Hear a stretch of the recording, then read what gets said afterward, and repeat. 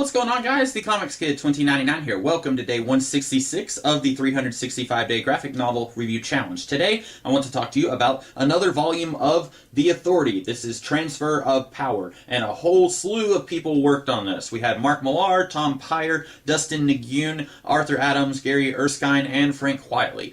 So, like some of the previous volumes of The Authority, this is two complete storylines in this book, but the way that these storylines are presented here is very weird. We have two storylines here, Brave New World and Transfer of Power. We get part one of Brave New World, and then we get all four parts of Transfer of Power. Then we get parts 2 through 4 of Brave New World. Parts 1 and 2 through 4 of Brave New World are all written by Mark Millar, with different artists working on those. Frank Quitely drew part 1, Art Adams drew parts 2 and 3, and then Gary Erskine drew part 4. And then Tom Peyer, he wrote Transfer of Power with art by Dustin Nguyen. I don't understand what is going on with this book. I'm assuming that Mark Millar had plotted out this story of Brave New World, and then the higher-up said, this is a little bit much, you can't do this, you can't do that. One of the bad guys of this book is the President of the United States, and I seem to recall reading somewhere years and years ago that originally the art actually looked quite a bit like George W. Bush,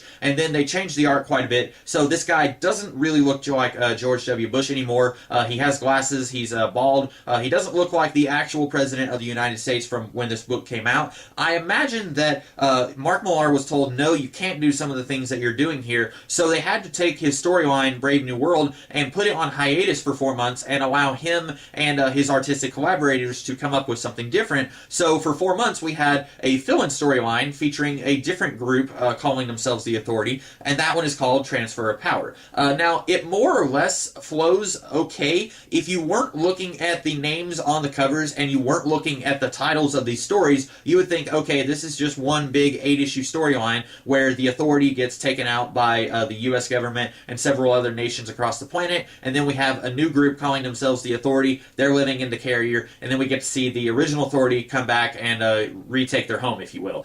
So it more or less flows okay if you're just looking at the plot events in this book, but if you're looking at the names on the covers and you're looking at the title of each story, it's a little weird how we go from Brave New World Part 1 to Transfer of Power Parts 1 through 4, and then Brave New World Part 2. It's a little weird, and I do believe I remember hearing somewhere that Mark Millar was told to tone things down quite a bit, which I'm wondering if that is why he left the series, because this is the last that we see of Mark Millar on the main Planetary series. After this, he was replaced by, I want to say, Dan Abnett and Andy Lanning, although I'm not sure if that's right. I know they worked on The Authority at one time, but I don't know if they immediately were the ones who replaced Millar. But anyway, this book is a bit of a mess. If you've been watching my videos over the last few days, you know that I wasn't super keen on Mark Millar's run on The Authority anyway. I felt a lot of times that it was very immature, and at times it didn't make any sense. The plot stuff just didn't make any sense.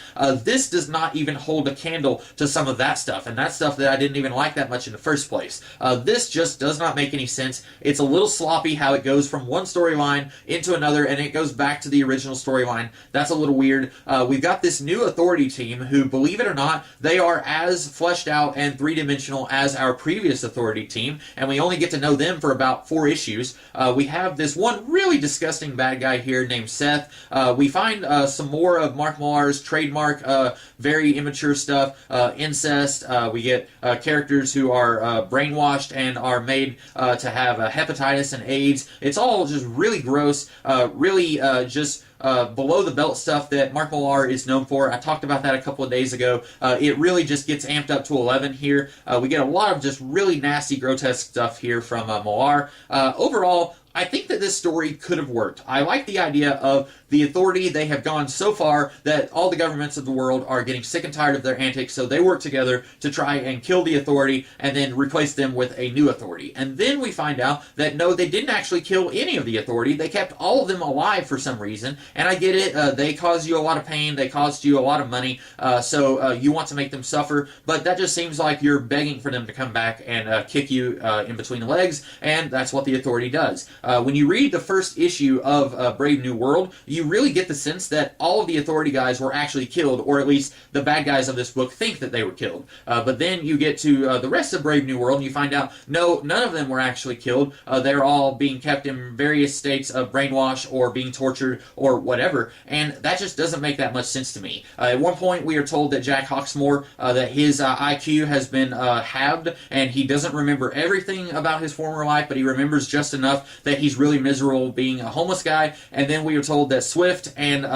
what's her name, the engineer, they go to rescue him, and then we don't even see that rescue. We don't know how they're able to get his intelligence back up to normal. I have a theory, but it's not explained very well in this book, so that's some sloppy writing that could have been done a little bit better. If you were enjoying the previous volumes of The Authority, I have a feeling you are not going to enjoy this. This is, in my opinion, an all-time low for The Authority. In fact, I didn't enjoy this book so much that I did not go and buy any of the other volumes of The Authority that came after this. And I'm kind of curious, rereading some of these books. Some of them, I haven't even read these since high school, so it's been a long time since I've read this series. And rereading them now, I'm kind of curious what future writers did with this series. But boy, if you are reading through this series and then you get to this one, I applaud you if you are still interested after this, because this is just not very good. It's not very well written. It's very sloppy, and I have a feeling part of that is the higher-ups telling Millar that he had to change a lot of his story that he probably already had written, and a lot of it was probably already drawn. That's still no excuse. The editors should have caught on to that earlier. They shouldn't have waited to the last minute to make him redo the story and then make another fill-in story come in right in the middle of that story. That's really badly done, really sloppy. Overall, I did not like Transfer of Power very much at all. So I won't be talking about any more of the books from the Authority series in the future. So tomorrow I'll be talking about something that is related to the series, but it's not part of the series, if that makes any sense. So in the meantime, I hope you guys liked this video, and if you did, be sure to like, share, comment, and subscribe, and I'll be back tomorrow. Have a great rest of the day. Catch you later.